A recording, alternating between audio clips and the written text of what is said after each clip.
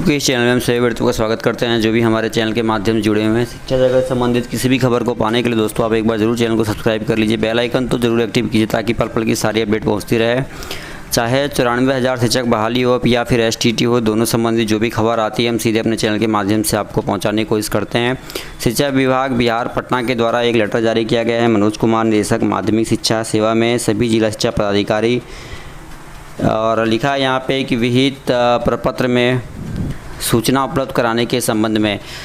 तो सबसे पहले माध्यमिक और +2 विद्यालयों में शिक्षकों के नियोजन से संबंधित बायोडाटा मांगा गया है और पूरा का पूरा एक डाटा मांगा गया है कि शिक्षकों के कितने पद खाली हैं माध्यमिक विद्यालयों में, किस प्रकार से नियुक्ति की प्रक्रिया होगी। तो देख लेते हैं क्या कुछ महत्व है इस लेटर का। देखिए लिखा है, उपरोक्त विषय के संबंध में कहना है कि माध्यमिक एवं उच्च माध्यमिक शिक्षकों से संबंधित वांछित सूचना निम्नलिखित प्रपत्र में आज ही अपराह्न 2 बजे तक अधोह हस्ताक्षरित के ईमेल पर निश्चित रूप से उपलब्ध कराना सुनिश्चित किया जाए।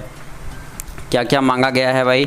2006 से जुलाई 2013 तक B.Ed योग्यता के आधार पर नियुक्ति शिक्षकों की संख्या, यानी कि एक आंकड़ा मांगा गया है कि कितने शिक्षकों का एक आंकड़ा मांगा गया है कि 2006 से 2013 तक B.Ed योग्यता के आधार पर जो शिक्षक नियुक्त हुए थे उनकी संख्या जारी की जाए, बताया जाए कितनी संख्या है उनकी। STT 2011 परीक्षा उत्तीर्ण एवं अगस्त 2013 तक नियुक्त शिक्षकों की संख्या मांगी गई है।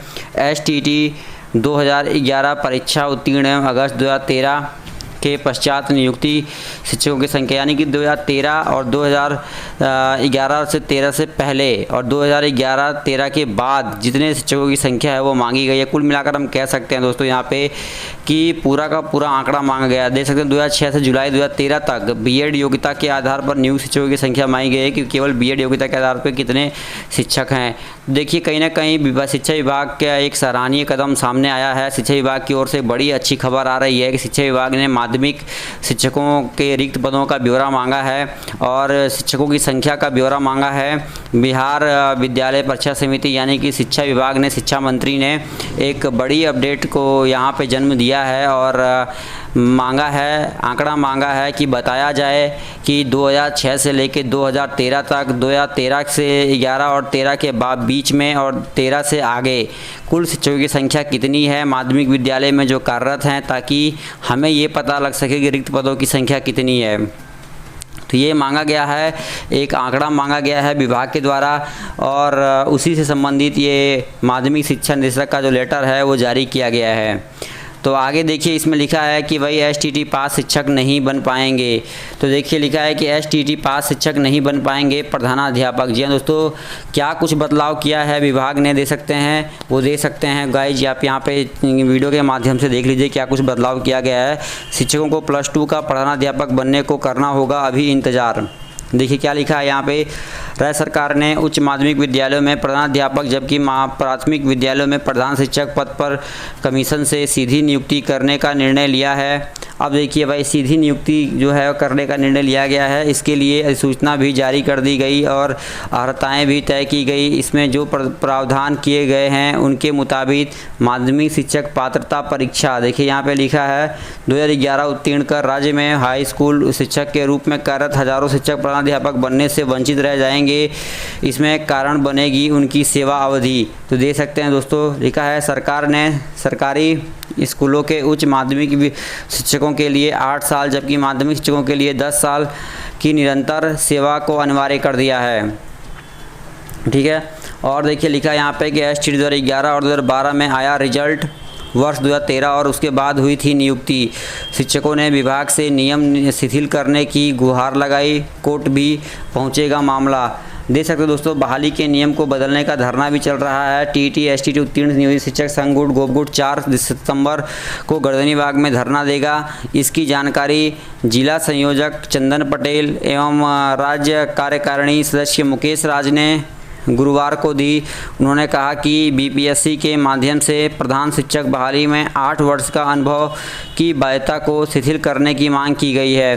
तो जो मांगा गया है अनुभव वाला वो अनुभव का जो कॉलम है उसे हटाने की बात कही जा रही है। अनुभव वाला जो टॉपिक है उसे हटाने की बात की जा रही है। कहा जा रहा है कि भाई इसमें से जो बहाली की प्रक्रिया चल रही है प्रधानाध्यापक की, उसमें से अनुभव वाला जो कॉलम है वो हटाया जाए। देख सकते हैं गाइस, तो यहाँ पे लिखा है कि 10 साल माध्यमिक शिक्षक व 8 साल उच्च माध्यमिक शिक्षकों के लिए निरंतर सेवा अनिवार्य होगा। तो देख सकते हैं ये प्रावधान जो किया गया था इसी का जो है अब लगातार जो जोर शोर से जो है इसका विरोध जो है दोस्तों वो चल रहा है। तो बहाली के नियम बदलने के लिए धरना जो है वो कल करने की बात कही जा रही है। अब देखते हैं कि धरने को लेकर क्या कुछ सकारात्मक पक्ष सामने उभर के आता है। साफ तौर पे उन्होंने कह दिया है कि भाई 2011 एसटीटी के उत्तीर्ण शिक्षकों ने शिक्षा विभाग से नियमावली को शिथिल करते हुए सेवा अवधि कम करने का गुहार लगाई है। इसको लेकर मौसमी कुमारी, मुकेश कुमार समेत कई शिक्षकों ने विभाग के अपर मुख्य सचिव को पत्र लिखा है। शिक्षकों ने तर्क दिया है कि पहली बार एसटीटी का आयोजन 2012 में हुआ और 2013 और उसके बाद इसमें उत्तीर्ण शिक्षक नियुक्त किए गए। ऐसे हजारों शिक्षक सरकार को वर्तमान नियमावली से प्रधानाध्यापक बनने से वंचित रह जाएंगे। वहीं प्राथमिक विद्यालयों के प्रधान शिक्षक को लेकर शिक्षकों ने सवाल उठाए हैं। नियमावली के मुताबिक मध्य विद्यालय शिक्षकों को के इस पद के लिए सेवा संपुष्टि की पर्याप्त है, जबकि प्राथमिक शिक्षकों के लिए 8 साल की निरंतर सेवा अनिवार्य की गई है। शिक्षकों का कहना है कि इसके एक रूपता रखनी चाहिए, क्योंकि सेवा संपुष्टि तो 2 साल में हो जाती है एक तरफ, 2 साल तो दूसरी श्रेणी के लिए 8 साल की बाध्यता रखना उचित नहीं है। विश्वस्त सूत्रों के मुताबिक शिक्षा विभाग ने शिक्षकों के से अपील सुनवाई नहीं की तो इनकी ओर से कोर्ट जाने को तैयार होंगे अभ्यर्थी। तो देख सकते हैं बड़ी अपडेट सामने उभर के आ रही है और कहा जा रहा है कि भाई अगर ऐसा नहीं होता है तो कोर्ट जाने के लिए भी अभ्यर्थी तैयार रहेंगे। तो बड़ी अपडेट है। अभ्यर्थियों की नियुक्ति से पहले जांचे जाएंगे मेधा अंक, ये भी बात कही जा रही है कि मेधा अंक भी जांचा जाएगा। तो ये बड़ा बदलाव जो है 94,000 शिक्षक बहाली प्रक्रिया में देखने को मिल रहा है। सभी अभ्यर्थी के मेधा अंक का मिलान किया जा रहा है और लिखा है कि जिले में 2000 अभ्यर्थियों का चयन 2 चरण की काउंसलिंग के बाद किया गया है। इन सभी अभ्यर्थियों का मेधा अंक जिन शैक्षणिक और प्रशैक्षणिक प्रमाण पत्र पर बनाया गया है उनकी जांच को विभागीय स्तर पर एक पोर्टल बनाया गया। इस पोर्टल के माध्यम से ही जांच की प्रक्रिया आगे जाएगी। तो देख सकते हैं गाइज बड़े बदलाव के साथ जो है वो 94 शिक्षक बहाली की प्रक्रिया को पूरी करने की बात कही जा रही है। बड़ी संख्या में अभ्यर्थी अभी मेधा अंक को लेकर लगातार शिकायत कर रहे हैं। ऐसे में चयनित अभ्यर्थियों के मेधा अंक की जांच की जा रही है।